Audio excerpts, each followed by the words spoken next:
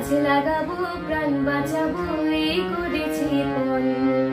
অবলার সাথে মিলবো আজ ধন্য